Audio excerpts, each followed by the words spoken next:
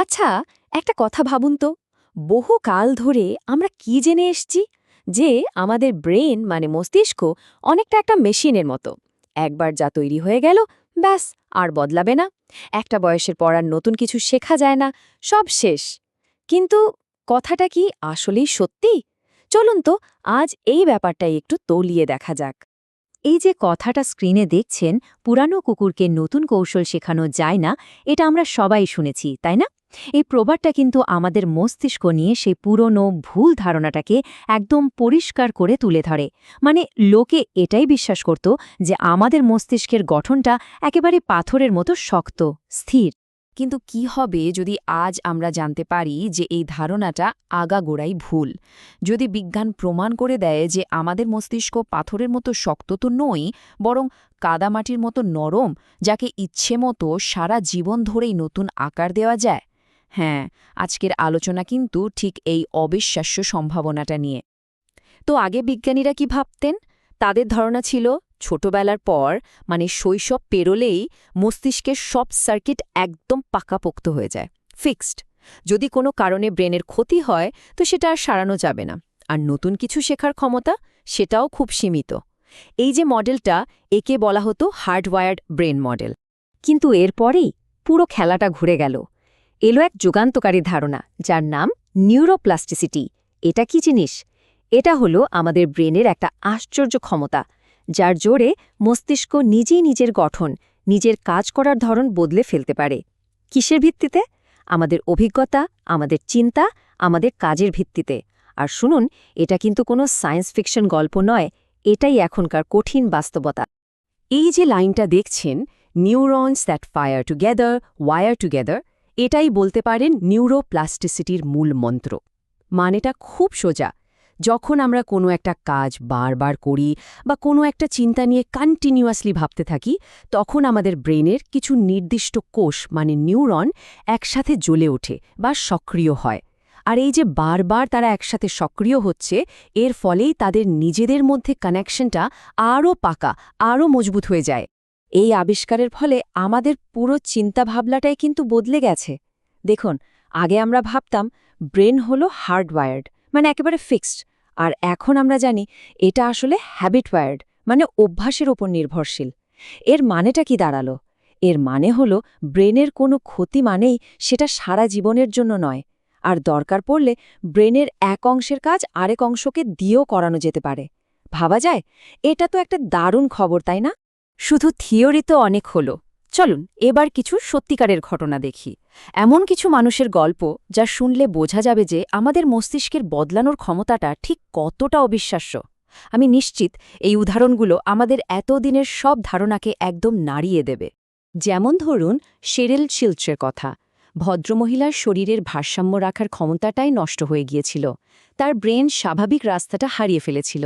তখন বিজ্ঞানীরা কি করলেন? একটা বিশেষ যন্ত্র দিয়ে তার জিভের মাধ্যমে ব্রেনের সিগন্যাল পাঠাতে শুরু করলেন।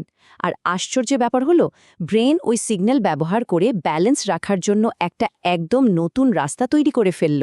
মানে পুরনো কাজটাই ও একটা বিকল্প পথে করতে শিখে গেল। স্ট্রোকের রোগীদের কথাই ধরুন। আগে কি ভাবা হতো যে স্ট্রোকের পর ব্রেনের যে ক্ষতিটা হলো ওটা আর ঠিক হবে না। কিন্তু এখন কনস্ট্রেইনড ইনডিউসড মুভমেন্ট থেরাপির মতো টেকনিক ব্যবহার করে ডাক্তাররা ব্রেনের সুস্থ অংশকে একরকম বাধ্য করেন ক্ষতিগ্রস্ত অংশের কাজটা শিখে নিতে। আর ফলাফল অবিশ্বাস্য। স্ট্রোক হওয়ার বহু বছর পরেও রোগীরা তাদের নড়াচড়া করার ক্ষমতা ফিরে পাচ্ছেন। এর চেয়েও অবাক করা উদাহরণ আছে।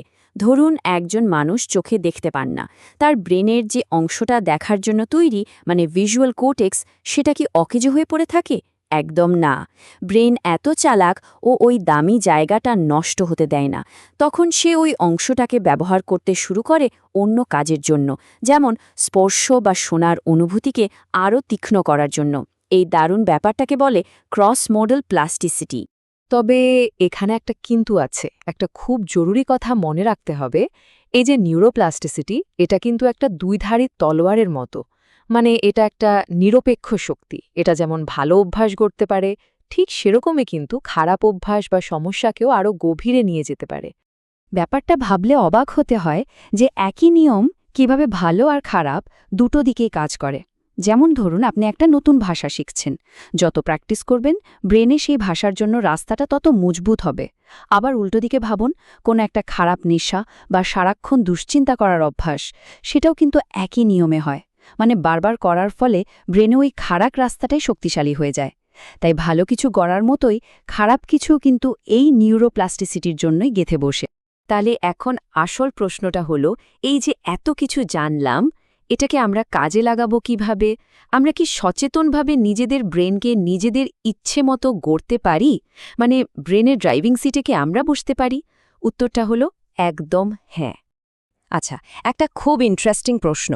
কোনো রকম শারীরিক কাজ না করে শুধুমাত্র চিন্তা দিয়ে, মানে মানসিক জোর দিয়ে কি ব্রেনের ফিজিক্যাল স্ট্রাকচার ওর সার্কিটগুলোকে বদলানো সম্ভব? প্রশ্নটা কিন্তু বিশাল। চলুন দেখা যাক বিজ্ঞানের কি উত্তর দেয়।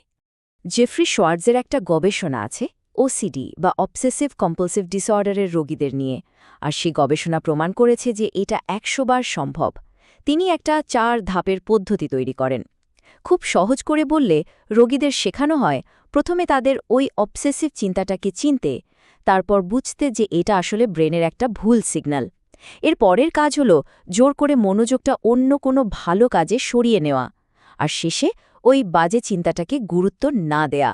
আর অবিশ্বাস্য হলেও সত্যি, শুধু এই মানসিক ব্যায়ামের মাধ্যমেই রোগীরা তাদের ব্রেনের ভুল সার্কিটগুলোকে আক্ষরিক অর্থেই ঠিক করে ফেলতে পেরেছিলেন। এই ব্যাপারটাই কিন্তু আমাদের কল্পনার শক্তিকে চোখে আঙুল দিয়ে দেখিয়ে দেয়। রিসার্চে দেখা গেছে, আপনি যখন কোনো একটা কাজ করার কথা শুধু ভাবেন, মানে মনে মনে কল্পনা করেন, তখনও কিন্তু আপনার ব্রেনের সেই অংশগুলোই কাজ করে যেগুলো আসল কাজটা করার সময় করত। এজন্যই তো অ্যাথলিটরা শুধু মনে মনে প্র্যাকটিস করেও তাদের পারফরমেন্স ভালো করতে পারেন। তার মানে কোনো রকম হাত পা না নাড়িয়েও শুধু কল্পনা দিয়ে ব্রেনে নতুন রাস্তা তৈরি করা যায়। তাহলে এই পুরো আলোচনা থেকে আমরা কি বুঝলাম? আমরা কোথায় এসে দাঁড়ালাম? সবচেয়ে বড় সত্যিটা হলো, আমাদের ব্রেন কিন্তু স্থির নয়। এটা প্রতি মুহূর্তে বদলে যাচ্ছে। আমাদের প্রত্যেকটা চিন্তা, প্রত্যেকটা কাজের সাথে সাথে এটা একটু একটু করে নতুন আকার নিচ্ছে। তাহলে মূল কথাগুলো কি কি? 1. নিউরোপ্লাস্টিসিটি কোনো বিশেষ সময় হয় না, এটা সারা জীবনের ঘটনা। 2. আমরা যেটাতে মন দিই আর যা বারবার করি তা দিয়েই আমাদের ব্রেন নিজেকে বদলায়।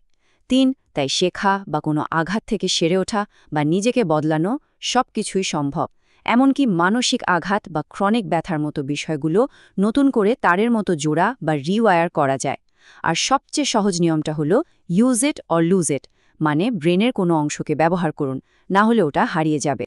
তাই যদি এই পুরো আলোচনা থেকে একটা মাত্র লাইন মনে রাখতে হয়, তাহলে সেটা হলো এইটা: আপনার মস্তিষ্ক হার্ডওয়্যার্ড নয়, এটি অভ্যাস নির্ভর। মানে এটা কোনো ফিক্সড মেশিন নয়, এটা আমাদের অভ্যাসের একটা আয়না। তাহলে শেষ করার আগে এই প্রশ্নটা সবার জন্য থাকলো, যদি আমাদের ব্রেন সত্যি আমাদের বারবার করা কাজগুলোরই একটা প্রতিচ্ছবি হয়, তাহলে একবার ভেবে দেখি তো, আমাদের আজকের কাজগুলো দিয়ে আমরা আমাদের আগামীকালের ব্রেনকে ঠিক কিসের প্রতিচ্ছবি হিসাবে তৈরি করছি? এর উত্তরটা কিন্তু আমাদের প্রত্যেকের নিজের হাত।